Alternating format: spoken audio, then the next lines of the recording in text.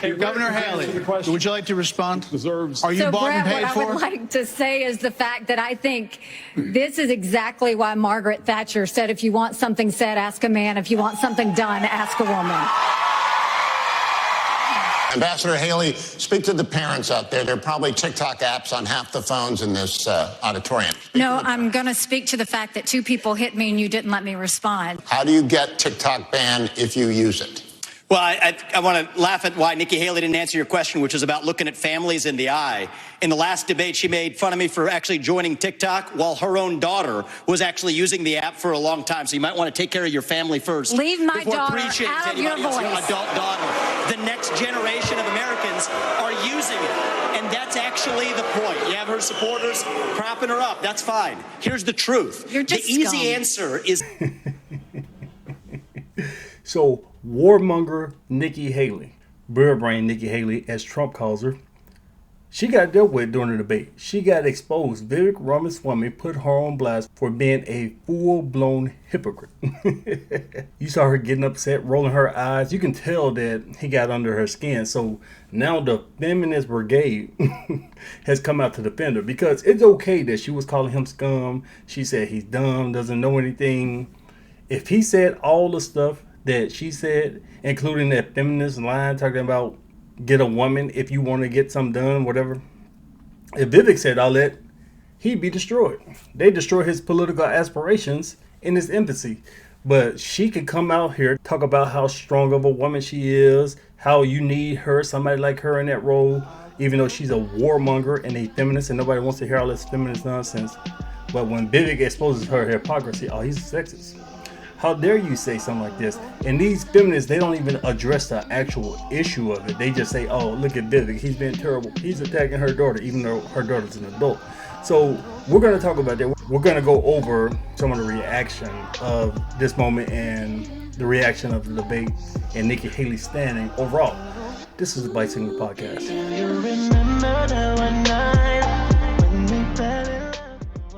This episode is brought to you by the Bicycle Merch Store, your premier source for thoughtfully curated merchandise that celebrates traditional values and is committed to the indispensable idea of government restraint. Explore our unique collection, starting with the Supreme Style tinfoil hat, a statement piece that embodies our commitment to critical thinking and pushing back against the norm. Make a statement with the Free Trump shirt, boldly displaying the captivating mugshot of the former president, which instantly became the most famous picture in the world. At the Bicycle Merch Store, we're more than just products. We're a community dedicated to celebrating and defending traditional values. Sign up for promotions and receive 10% off your very first order.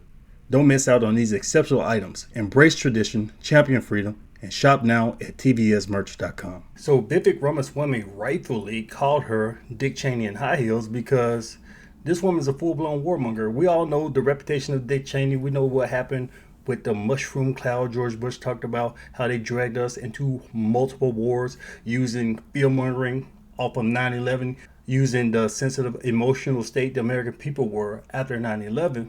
These guys fear-mongered us into multiple wars in the Middle East and into doing the bidding of the military-industrial complex and to doing the bidding of the American empire of nation building and trying to spread American ideals across the world.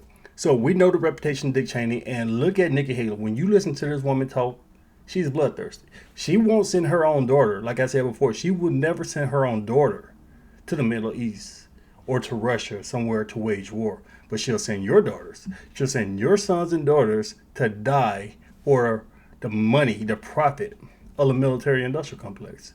She'll do it in a heartbeat. This woman is so bloodthirsty. She wants to bomb Iran. She wants to provoke China into doing something against Taiwan. She wants to ramp things up against Russia. Do you know that Russia's a nuclear superpower? You're willing, because you want that money. These rich people, these rich, arrogant-ass politicians, they are willing to plunge us into World War III for profits. So this woman is eager to go to war. So Vivek called her out, and he spoke the 100% truth in saying she's Dick Cheney in high heels. And about the daughter comment, yeah, Nikki Haley's a hypocrite because she talked all this crap. I get dumber every time I listen to you talk. You're using TikTok as a dangerous app. You're stupid for doing it. Isn't your own family on the app? Vivek wasn't targeting the daughter specifically, We're going to play a clip here in a second to show that. He was blasting her hypocrisy. He was saying, you're completely out of touch. First of all, you don't know the purpose of TikTok and how it can be utilized in politics in today's age. But you're sitting here acting all high and mighty and calling somebody dumb, but your own family's doing it. And then you got all these leftists, these dumbasses on TikTok and other social media apps talking crap. How dare he attack her daughter? This is so evil. This is so terrible. Leave the family out of it. You don't know anything. These people are so dumb. So they're defending a warmonger, talking about he's attacking her daughter. He just put her on blast. He said there's no problem at all with her daughter using TikTok. It's the fact that Nikki Haley keeps popping off at the mouth about how terrible TikTok is, but her own family uses it. These people are defending a warmonger. They're defending a person who will actually do harm to daughters, who will actually cause wars, and thousands of daughters in the United States will die in these wars. But y'all got a problem with Vivek talking about Nikki Haley's daughter. It's crazy. So let's take a look at the CNN clip and look at how the media still tried to frame it in a certain way, but watch Vivek shut them down and clear the record from all of these people twisting his words on purpose. Let's take a look. Was that Nikki Haley is not being sort of consistent because she allows her daughter, who I believe is not a young Adult kid, age, yeah. She's an adult, to use TikTok. And she was not very happy with that. Let's listen to what happened. She said, "You're scum," at the end. Well, here's what I would say is that the last debate, I think her exact quote was, "I feel dumber every time you speak," after the TikTok issue, lecturing families across this country about leaving TikTok. It's not a sin to be on TikTok. The dirty little secret is it's a generational divide. Most people, young people who I meet are. And the alerting moment is, even if she's going to talk about TikTok sanctimoniously on stage without mentioning that her own adult family members of the next generation are on it, we're not fixing the problem by just retreating and signaling our virtue. To the contrary, the question came up in the context of Hamas, pro-Hamas content spreading across TikTok. You think we're helping that by actually exiting as opposed to offering an alternative voice? So I think it's a failure of leadership that leaders like Nikki Haley would rather signal their virtue, pick on TikTok, say that, oh, I joined TikTok to reach the next generation of Americans. It reflects a startling lack of self-awareness to know that Republican Party needs to reach young voters. How about the young voter in your own family? And I do think that that's a fair question to ask about the lack of self-awareness. And it's a generational divide. She talks about a new generation of leadership. I think she's on the other side of that. You have very young kids, so Yeah. I recognize that it's different from a grown kid. But why bring up somebody's family member? Isn't that a little bit of a blow below the belt? No, because it's not a sin for a young person to be on TikTok. I think the error is somebody sanctimoniously lecturing the rest of the country about the perils of it while actually failing to set an example of leadership a little closer to home. And I think that that gets to the core point. We as a Republican Party are not going to win by going back into our shell and hiding from the next generation. We have to show up and engage with the next generation. That's the point I was making, and I stand by it. And I think that this is part of my problem with the older generation of Republicans. They say, well, TikTok has some vague bad things with China, failing to recognize even American-owned companies handing over their user data to China, and say our answer is to retreat. When people in their own communities, schools, families, young people are using it, and we're doing them a disservice by not showing up and actually engaging with them. So that's where I land on that. Vivek Ramaswamy, thank you. So we saw that, but that there didn't satisfy the Feminist Brigade because they're out in full swing. These people don't like Vivek for mostly the same reason they don't like Trump. He's anti-establishment. He's going against the grind. He's going against the military-industrial complex. He's going against the political norm in D.C. We don't need somebody coming here trying to shake things up. We need somebody who's going to go along to get along or let us use them like a puppet like Joe Biden. We'll be satisfied with that. That's how these people in D.C. think. So they're going to talk crap about Vivek every chance they get. And these feminists, they're going to talk all this crap about Vivek. They're going to defend the bloodthirsty warmonger. Because remember, these people on the news, they're not going to war either. Their family's not going to war either. They just send the normies to war while they sit and cower and get rich off of the war. But let's take a look at them defending the warmonger. Lily, some critics are sort of arguing that what we saw just then was the sort of juvenile display that people think Vivek encompasses. And that while he says, Dick Cheney in heels, the reality is he doesn't have the gravitas that right now this country needs. As we talk about strength mattering and deterrence mattering, behind that requires a strength, an experience, and a gravitas that perhaps he doesn't have, that Nikki Haley seemed to call out a bit. That's right. I think he was going after the soundbite, and clearly we were playing it. But ironically, the one son of immigrants and minority on the stage who preaches that identity politics is not what we need to do, he went there with one of his own colleagues. We know already that gender dynamics, should not be used as a weapon. Now we know that heels are for ammunition and not for fashion. So at least the record is straight on that. But it's gonna, actually this served Nikki so well. She now is seen as a fighter. She was ready to fight for her daughter and represent many of us women that, whether it is in the workplace, in a boardroom, or in a debate stage, many times get judged over our looks, and she stood above that. So I actually appreciate, ironically, that very low moment on Vivek, because we got to see a different side of Nikki Haley that I think the country is appreciating today. You had a town hall last hour. What did you learn from the voters? So I was just going to say, at Voters' Voices, they had a slightly different take on this.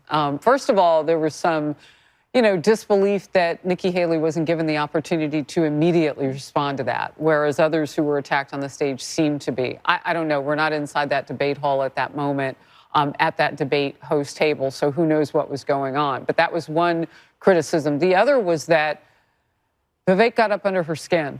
And one voter mentioned this. He's an independent voter, I believe. He said, look, if that's what it takes to get under Nikki Haley's skin, what's it going to be like if she becomes president and things get more complicated and there is so much more pressure on her? So there are two ways to look at this. And I thought that was, always worth listening to the voters' voices, because the polling and all this sort of reaction goes away when they step into that booth or voted home by ballot or whatever they're going to be doing. They make that choice. And we need to know what they're thinking. I was saying there was that brief moment where the camera is on both of them, and you could see on Nikki Haley's face that that Vivek got to her. Let me address this. May I address this? I remember when Dukakis was asked during a debate how he'd feel if his wife was raped. It was a conversation about that. And he got slammed for being really kind of stoic about that. The fact is, women are expected to have a different kind of approach. We're not used to being seen in power. We're not used to being seen as aggressive. It's why there's fewer women in talk radio, because even the way we speak is usually a bit more nuanced as opposed to direct. So now people see, and it needs to be more often, a woman in that position reacting as any man would react and not be criticized in the same manner. When it was getting under her skin, she didn't like what she was hearing, especially when her daughter was brought into this. That's what did it. I would expect that woman or any parent to be aggressive, leave my child out of this. I want that kind of connection emotionally and also intellectually about what's appropriate and what is not within the framework of discipline. That's why these debates are so important, because you see a frat boy who's perhaps auditioning for a television show, which he may get, versus a woman who's a diplomat and a politician who can be the president of the United States. So brava. And like with this panel here, you hear women with different approaches, different styles. And yes, sometimes we'll get blushed because we get angry. Sometimes we'll just be direct.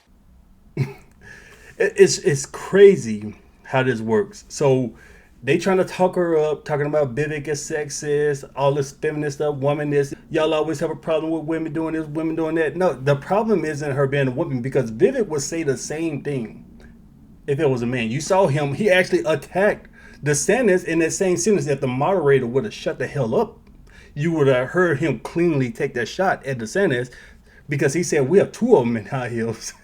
Because we all seen those pictures of DeSantis wearing heels trying to look tall, but that's a different story. But these feminists trying to talk her up. If she's so strong, if she's such a brave and noble woman, why does she need a feminist brigade out defending her? Why do y'all have to do all this bitching and crying, talking about he's sexist? Oh, a woman can't do this, a woman can't do that without men. Men always trying to put women down. Men have a problem with women in power. No, we have a problem with bloodthirsty hypocrites in power. So Vivek would take these same shots. If it was a man doing the same stuff as Nikki Haley, he'd be taking those same shots because you see him taking shots at the other men in the race. But Nikki Haley's the one who came for him. Nikki Haley's the one who's been screeching at him through all 3 debates. So if she wants to come for him, she needs to be ready to take it. She doesn't need to roll her eyes and cry and bitch and get all in her feelings when he goes back at her. So y'all want her to go hard at him. He can't say anything. She can call him scum. She can say he's stupid and all of that. But if he said, oh, you Dick Cheney in high heels because you're a warmonger, oh, he's sexist. Because he's calling out her hypocrisy, he's sexist. And then they said, oh, look, he also attacked the moderator, whatever the hell that lady's name is. I still don't know her name because she's completely irrelevant. But she sat here for years and lied on NBC, pushing the Russia hoax, talking about Putin and Trump, they're best friends. They're hanging out together. They're conspiring to take over the country and hand over the country to Russia. She peddled this nonsense for years. So that was the greatest moment in the debate, calling her out. But the feminists say, oh, no, if you call out a woman for being a lying sack of shit, you must be sexist. It's better that this woman lies to millions of Americans for years and you not say anything than for you to actually call her out. Because it's completely okay for her to lie, but if you call her out on her lie, you're the problem. It's wild, man. It's crazy. And then you got Nikki Haley.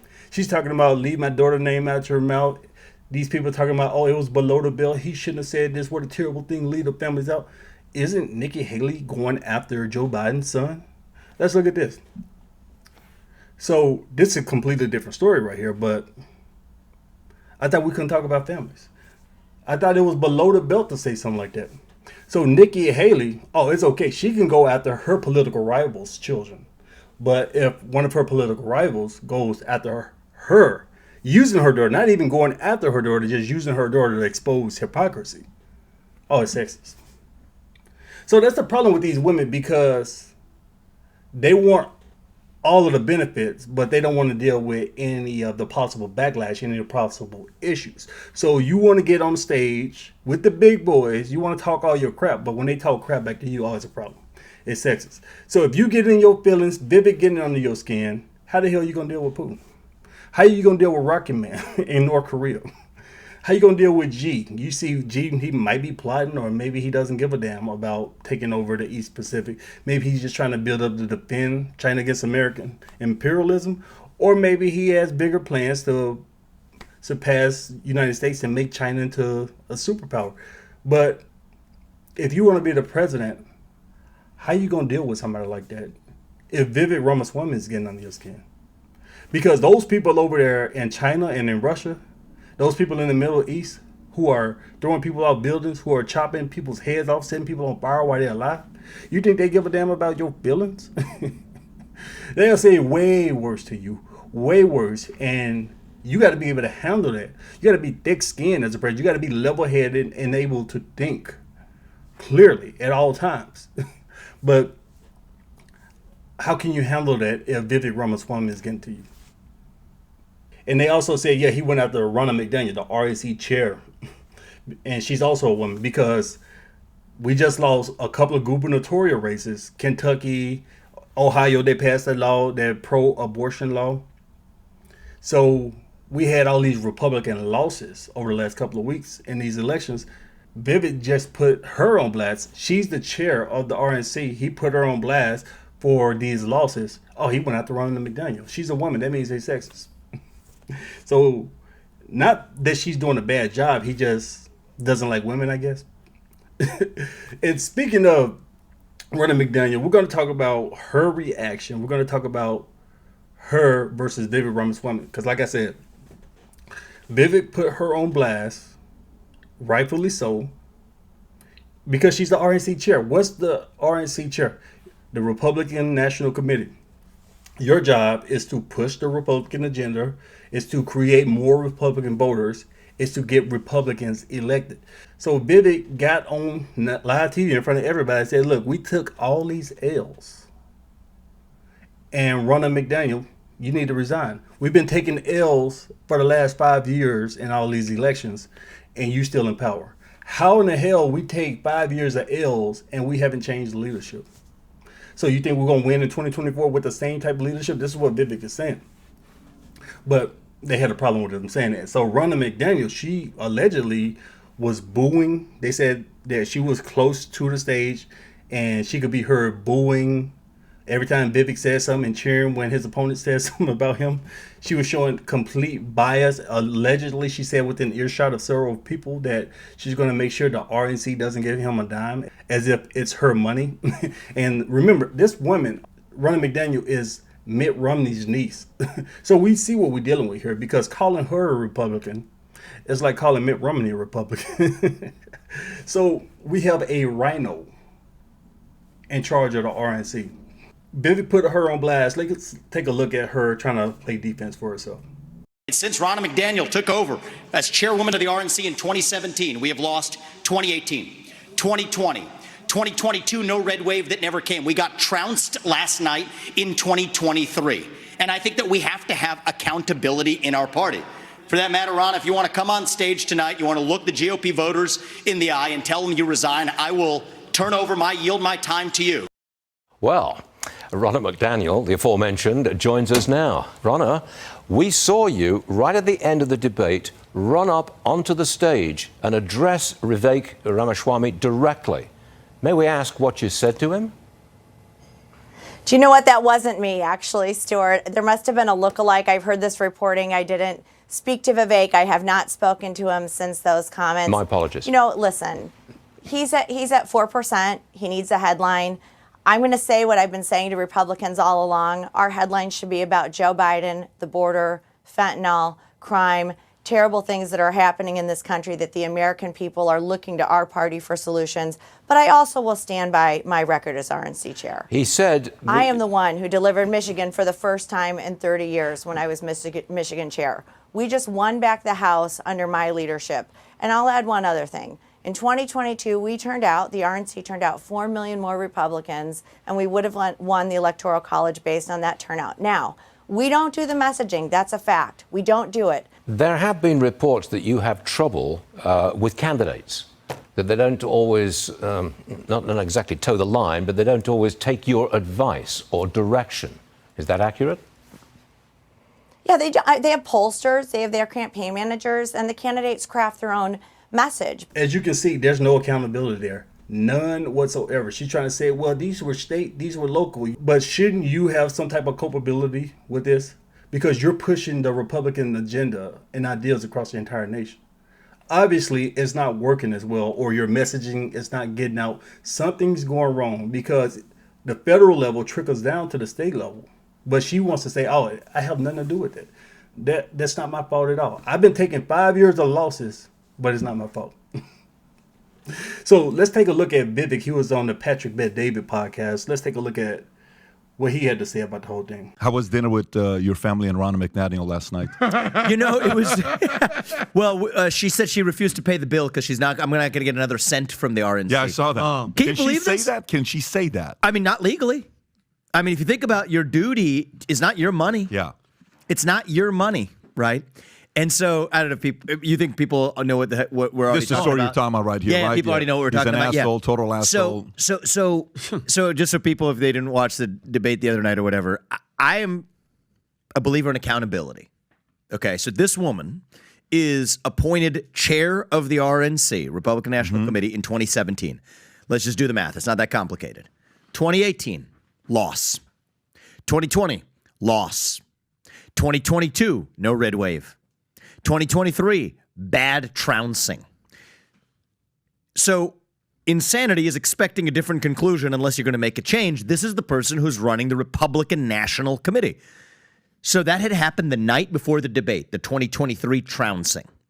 So I went on stage and said what nobody else, every other candidate, supposed to delicately tiptoe around the genteel norms of the RNC. And it's not like I surprised her with this, okay? We actually, I haven't talked about this before. So we had a debate walkthrough. You kind of go through in the morning of. I'm not making this up. It's like, I wish there was no cameras allowed in there. We can catch this. She comes in, she's just like trying to give me a hug. I'm like, I'll give you a handshake. And I was just like, how you doing? And she's like, She's like, how are you doing? I was like, not great. I mean, the election didn't go very well last night. She's not great given last night. And I'm not even kidding you. Here's what she says. What happened last night? Oh my God. No, I'm not kidding. So I thought she was joking. So I'm just like, yeah. She's like, no, but seriously, what happened last night? And then she got kind of combative about it. Who's around when this is happening? Oh, like people from NBC, other like staffers from the Republican She came Party. to want to give you a hug. You said, I'll give you a handshake. Yeah. So I'll give you a handshake. Have you guys had any feud prior to this or no? No, but I believe in, well, we have, not multiple actually. Because it's not personal. It's the failure of how she leads this party. I mean, number one, at the start of this race, I said, release the debate stage criteria so you don't play games later. I believe that played a role. And she was just like, no, but they actually released it earlier than they did last time around because I believe I called on them to. So they released it at least earlier. So I gave credit where credit was due when they at least responded. First, she was like, no, we're not going to do it. We're staying radio silent. But I believe I had an impact on that, and I gave credit where credit was due. So that loop was closed. Then Fox calls me after the second debate and Chris Christie and say, hey, would you spar with Chris Christie or have a dialogue, open dialogue, since the second debate, I mean, the unspoken reality is that was useless. So I said I would do it. The night before, Ronna McDaniel calls me on my cell phone and says, you will be disqualified from the next debate if you participate in this discussion with Chris Christie. I said, Ronna, how does this advance the interests of the GOP? Like the GOP voter base. How is the GOP voter base better off if we hear less debate between the candidates? Explain that to me. She has no good explanation, but regardless, that raised some of my recent sparring with her in public. But this has nothing to do with me and her. What happened on the night before the debate was the Republican Party nationally got trounced. And everybody, if destroyed. Kentucky. totally destroyed. Everybody. Virginia, I mean, kind of Ohio, you just go, these are red states, okay? Oh, Kentucky and Ohio, certainly. And so I'm walking in. This is the morning after that trouncing. This is the chairwoman of the Republican National Committee. She's coming. She's like, hey, how are you? I'm like, I'll give you a handshake. She's like, how you doing? I said, not that well, given that last night didn't go very well. She said, what happened last night? Like oblivious. Is she saying it jokingly? No, she's saying it almost angrily, right? Because I was like, last night didn't go well. It's like she's challenging me. She says, well, what happened last night?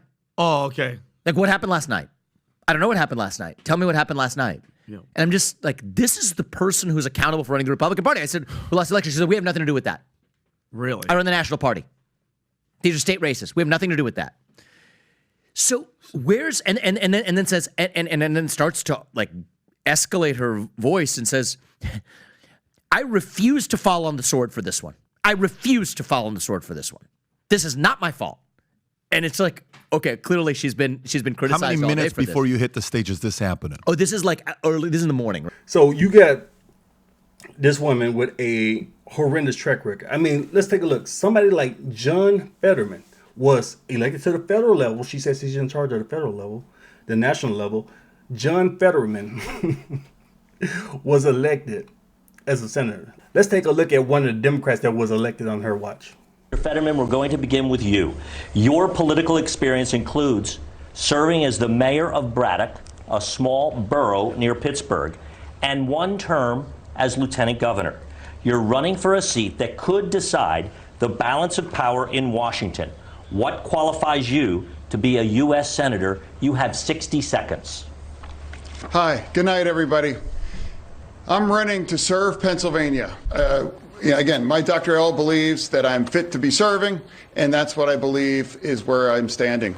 Do you support raising the federal minimum wage to $15 an hour? Why or why not? You have 60 seconds. Yeah, I do, absolutely. I think it's a disgrace at $7.25 an hour. And how can a man, with 10 gigantic mansions, has unwilling to talk about a willing wage for anybody? Imagine a single mom with 2 children, trying to raise with them, realizing making $31,000 a year, $15 an hour. I believe every work has dignity, and every paycheck must have dignity in it as well. True, I've always supported a living wage. Where were you also with the voter fraud, how Trump got railroaded? Where are you in defending Trump against this Democrat witch hunt? You lost Georgia. You see all these laws, these pro-abortion laws being passed in various states. You see the Democrat agenda is spreading across the nation. So where's your accountability?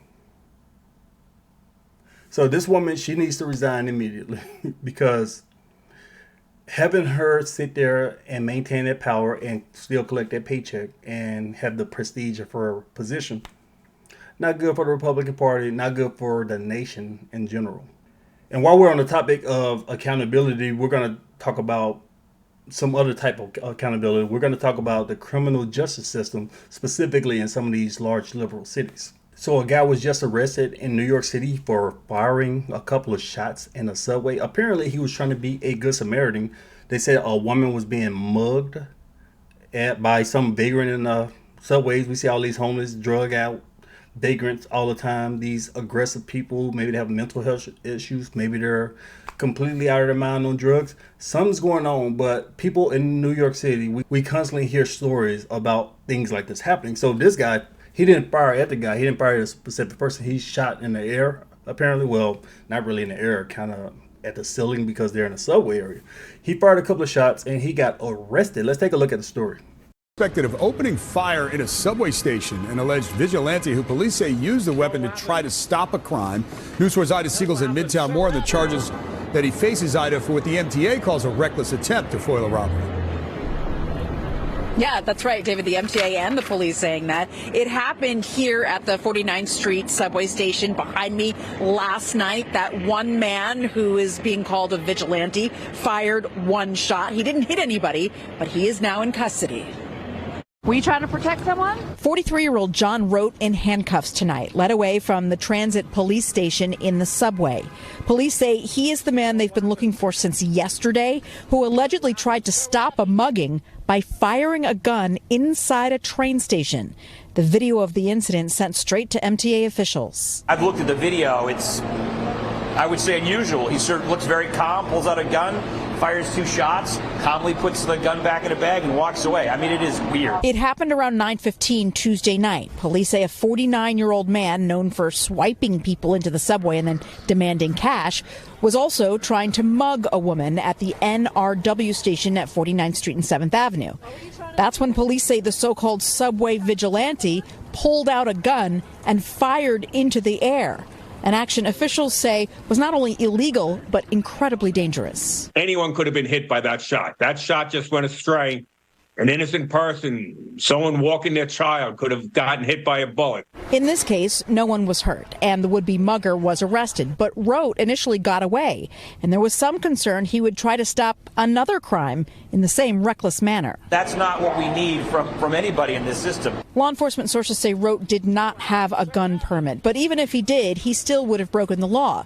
The only people allowed to take a gun into the subway system are law enforcement. A vigilante just going out there taking justice in his own hands is a dangerous situation. Rote has been charged with criminal possession of a weapon, criminal possession of a firearm, menacing, and reckless endangerment. Reporting live from Midtown. So as you see, they're labeling this man a vigilante. They're saying this is a terrible thing. It would have been better off if you would have just managed your own goddamn business. Just let the lady get mugged. Maybe call the cops. Maybe they'll show up. Maybe they won't. But you get involved by firing a couple of shots, you're the villain. Because this mugger, he's going to get off scot-free, but they're going to make an example out of you because they don't want people having guns in New York. So they're going as strict as the Supreme Court will allow them to go and restricting the use of firearms in New York City. So it's more horrendous that you possess a gun in New York than for some vagrant to be mugging a lady. So maybe they're saying, well, you should have just attacked him physically. And what, got hurt yourself? Maybe the guy would have had a knife. Maybe he would have had his own gun. So why would you physically try to grab the man when you could put yourself in more danger? You're just shooting a shot. Maybe he shouldn't have shot that. Maybe he should have just pointed it at him, scared him or something. I don't know. But it wouldn't have been a good idea for him to actually get involved. But it's worse that the city is kind of disincentivizing Good Samaritans. We're seeing this nationwide is becoming more in line with the culture for people to not get involved. Let's take a look at this clip here of some women getting beat down.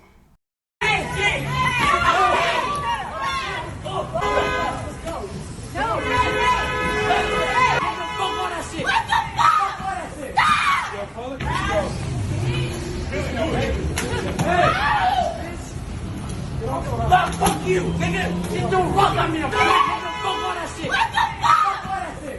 Yo, call the cops. go, nigga. What the fuck? Rock at me. Get off me. Chill out. Let's go.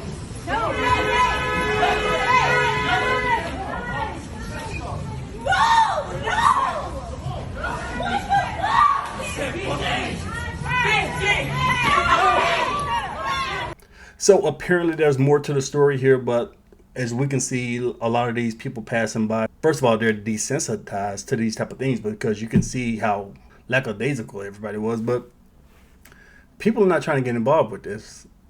Because if you get involved and you end up, first of all, you can get hurt yourself, but besides that, if you end up hurting a person, now you're in trouble. Now you're at fault. Now you're the villain. People keep crying, why didn't anybody do anything? Somebody help, somebody help. Well, if you help, then you're in trouble. Look at, the guy just got arrested for trying to help a lady getting mugged in a subway.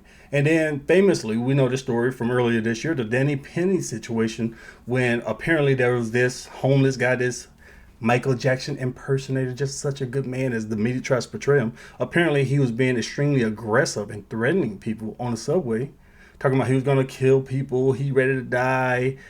Daniel Penny and a couple other guys actually subdued him.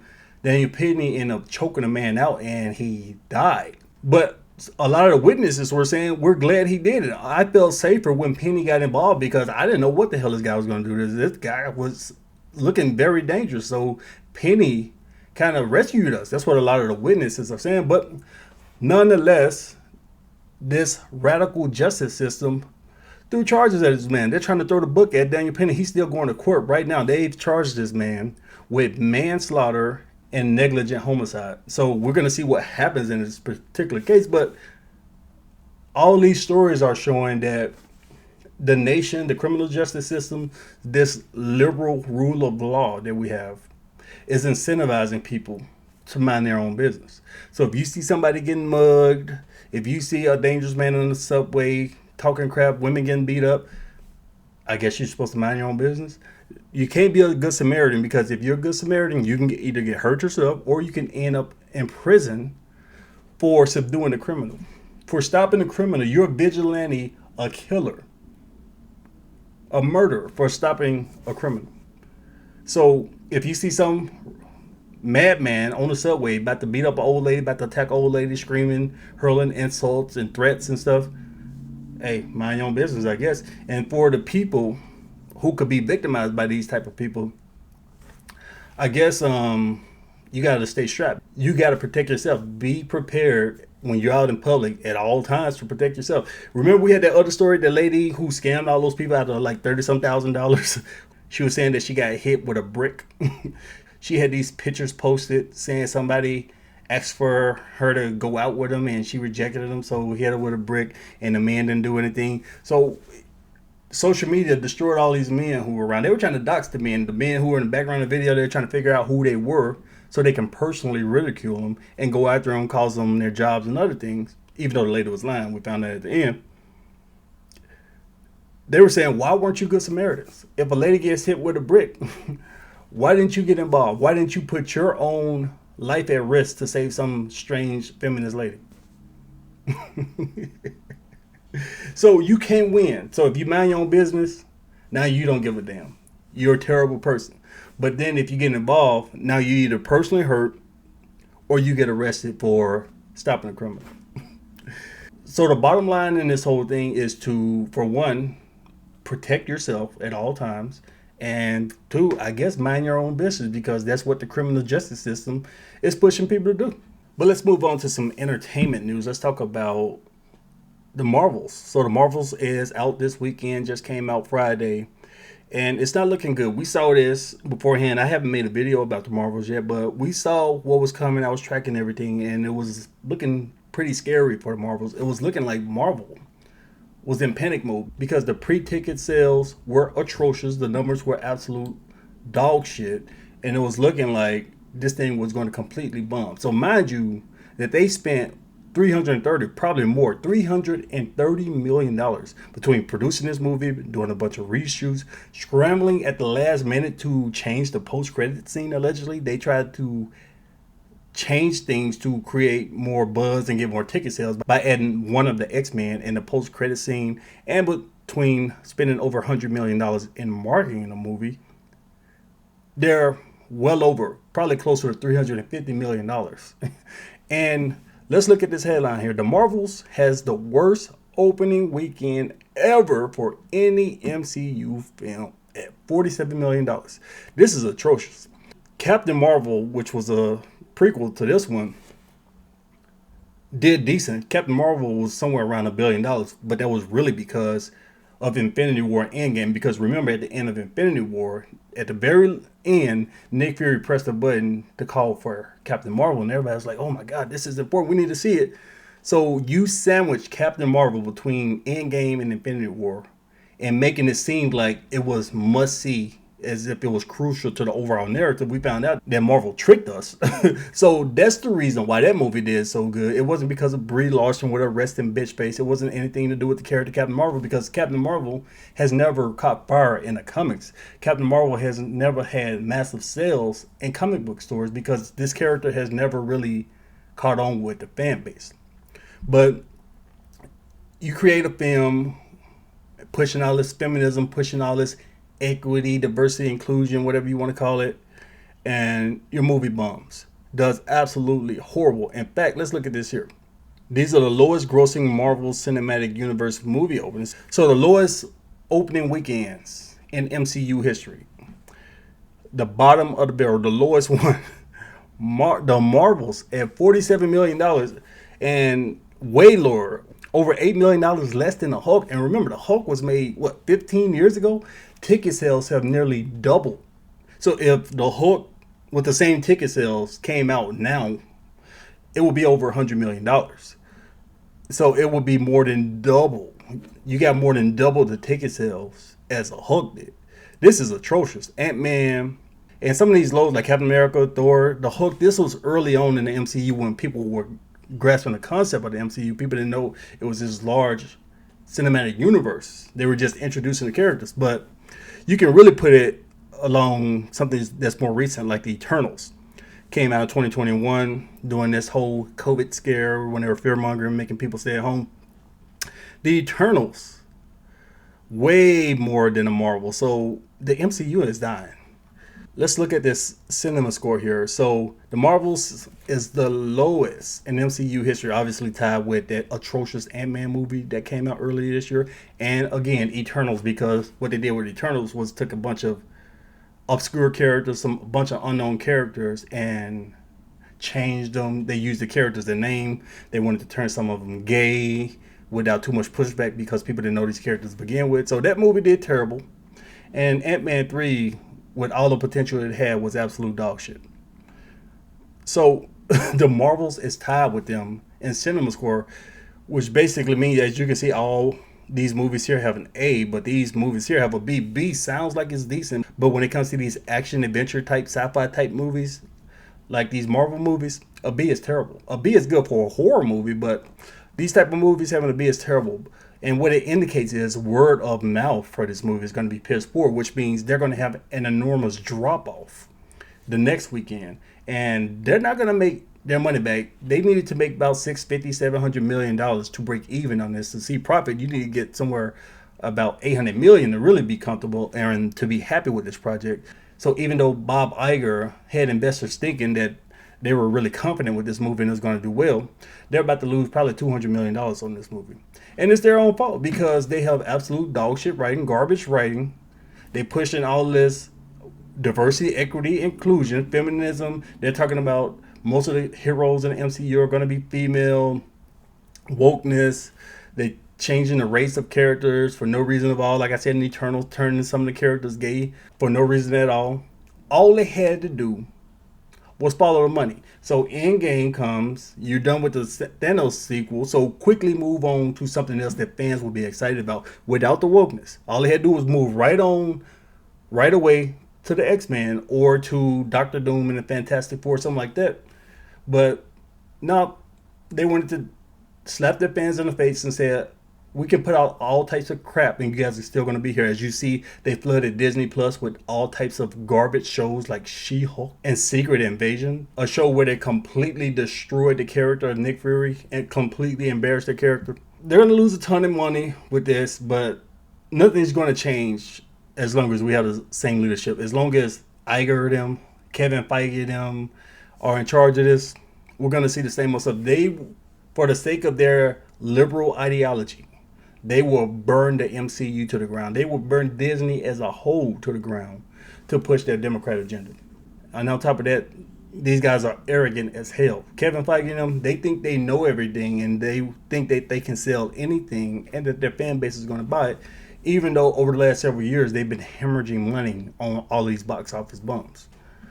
But good luck with that. And speaking of movies, movie theaters, let's talk about another movie, another documentary. So there was this documentary that was supposed to play in AMC, and AMC quietly took it off the movie roster. So the movie was called No Way Back, and it was supposed to expose a lot of the issues that people go with after this LGBT, elemental P nonsense, this trans, specifically trans nonsense, infiltrates their minds, and they get brainwashing into believing that they need to castrate themselves, into believing that they need to mutilate their own bodies in order to be happy.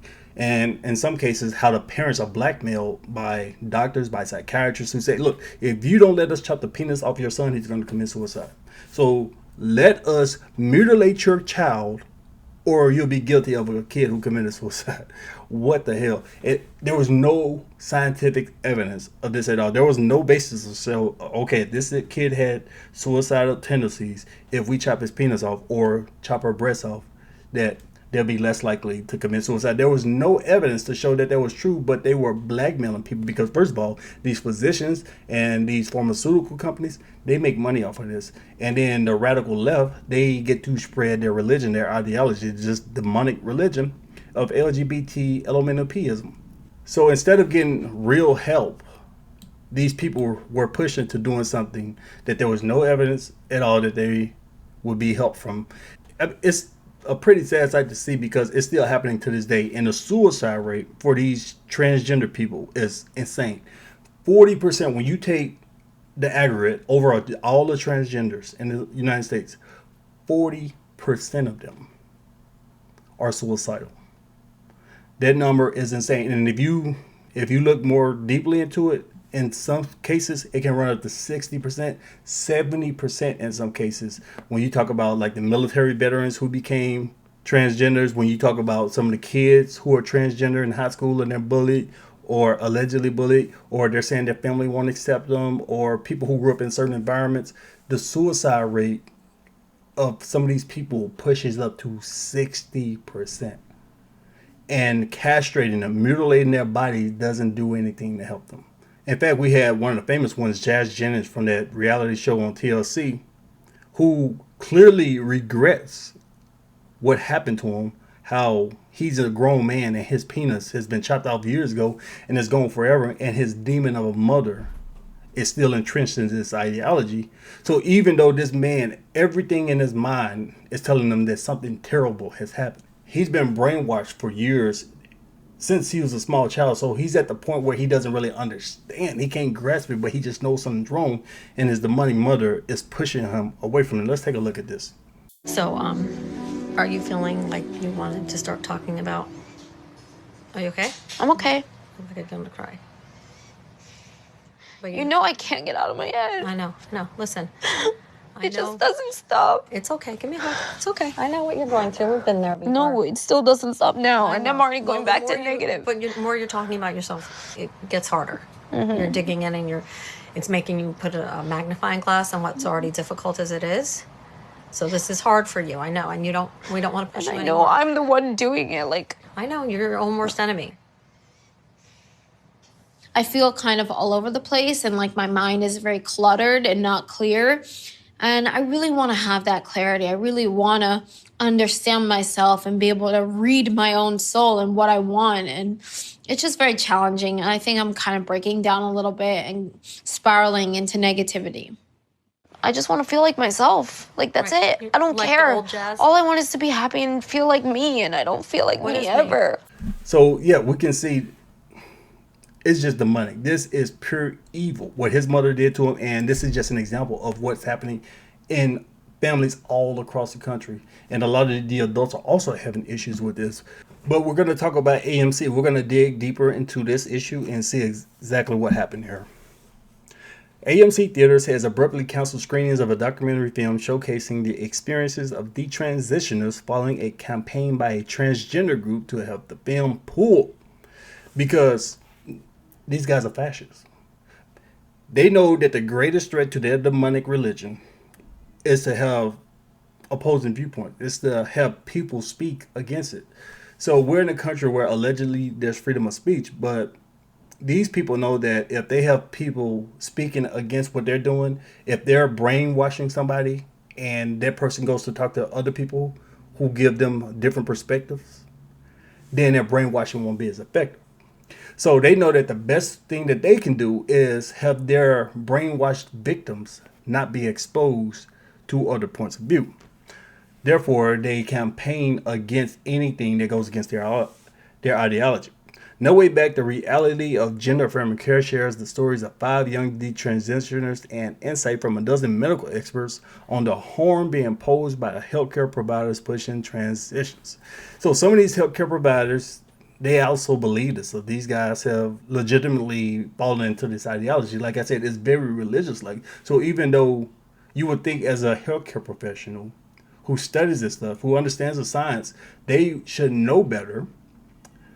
But it's not pure medical science that they're going off of. They're going off of their ideology, which influences the way they make medical decisions. And like I said, Big Pharma and a lot of these physicians, they're making money off of this. You one of these plastic surgeons and you raking in 40, 50, 60, $100,000 off of these surgeries.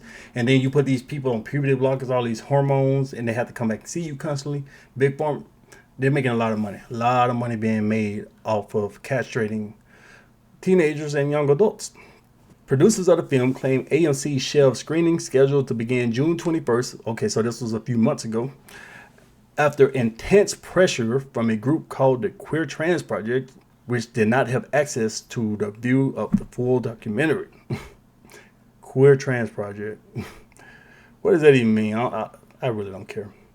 Laura Becker, a detransitioner featured in film, slammed the move Monday on Fox and Friends. I think it's incredibly dangerous to set this precedent of suppressing free speech, suppressing viewpoints that basically are just unpopular or difficult to deal with, Becker said.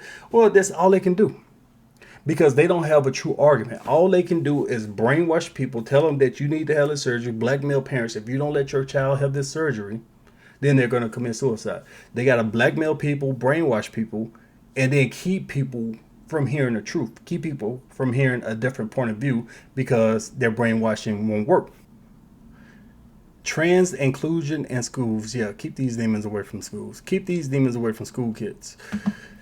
AMC did not offer Fox and Friends a statement on their decision not to screen the film, but a source familiar with the matter attested the movie to poor ticket sales, claiming only 139 tickets had been sold nationally ahead of the release. So, okay, here's my question. So AMC said they weren't selling tickets 139 worldwide before they released. I want to know, is this justified? So AMC, how many other movies, because we have the blockbuster movies, but AMC also plays other movies at the same time as the blockbusters. So you got the big movie, then you got the sub movies playing at the same time. So how many of these smaller movies are you playing with ticket sales similar to this? So if you have some other movie has nothing to do with this subject, but if its ticket sales are in this range, do you cancel it? Because I don't know. Is 139 good for one of these like D-list films, or is it bad? Because if you normally do this, if a movie has pre-ticket sales this low and you normally just cancel it beforehand, okay, I can say there's no problem with what you guys did. But if it's a one-off, then it's a major problem, because that means you're in bed with these queer trans group, whatever the hell the name of that group is. You're in bed with them trying to help them push their ideology. The Queer Trans Project, which sends builder queer kits, what the hell? What is that? To transitioning LGBTQ plus minus elemental P individuals, including chest binders and tucking tape, launched an aggressive online campaign encouraging protesters to send letters to AMC executive leadership to stop the documentary. So it looks like AMC folded. If they were being harassed to this point, based on the track record of these companies in the United States, AMC probably folded. But the real way to know that, like I said, is to see a comparison of other lower list movies, ticket sales. So were they under pressure by the mob and they were afraid of the mob? So a couple of woke activist freaks bitched and cried on the internet and y'all folded to them? Because we see that all the time. We see these large companies, they have a large consumer base and they'll slap their consumer base in the face just to appease a handful of woke activist freaks who are not going to buy their products anyway. The group then took a victory lap after the film's cancellation posting. We did it. Our community's swift action is a testament to the power of advocacy and the importance of raising our voices against harmful content. Harmful content, huh? Your collective efforts have made a significant impact, and the decision to pull No Way Back from AMC theaters is a step towards fostering a more inclusive and respectful environment. So how is shutting down free speech inclusive? Doesn't even make sense. These people are lost. Thank you for your dedication and commitment to creating positive change. Baker defended the film, saying it shows the importance of addressing mental health issues rather than jumping to transgender medical treatment. That's what I've been saying the whole time. These people are mentally ill. When you go see a psychiatrist, a physician about this, you need to get some real help. But the first thing they want to do is say, oh, well, whatever they're telling you is true.